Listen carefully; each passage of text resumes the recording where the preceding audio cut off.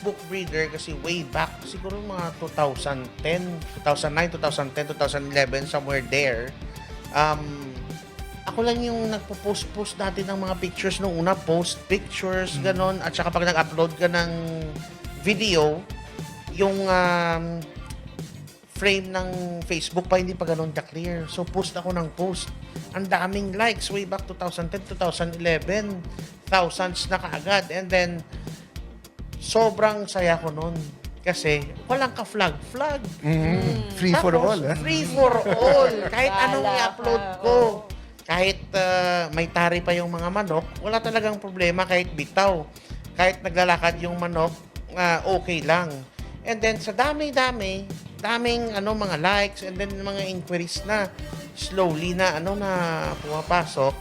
And then, may isang tao sa Facebook nag-message sa akin.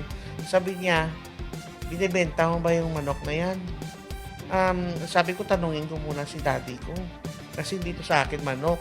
Pero yung tatay ng manok na yon hiningi ko sa tito ko sa States kay Gilbert Taberna.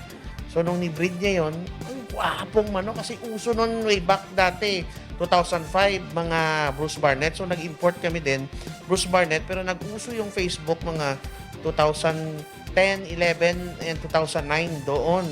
So, doon, padami yung likes, mga inquiries.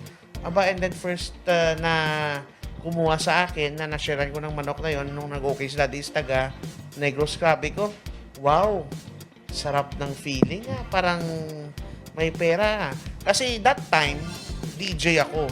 Puro ako party, hindi mo ako makikita sa hindi mo ako makikita nun sa farm. Pag umuwi ako doon, umaga na. Tapos yung daddy ko inatid yung kapatid ko sa school.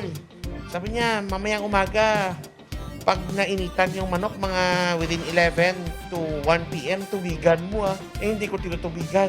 Dahil tamad ako gusto ko puro party at saka tulog ako noon ng over. And then paghapon, pinakain ko. Kasi easier lang tapunan mo ng pagkain. Nung dumating siya nung gabi, chinek yung manok. Ba't yung manok natin hindi ba natunaw? Sabi ko. Tinumba ka ng baka.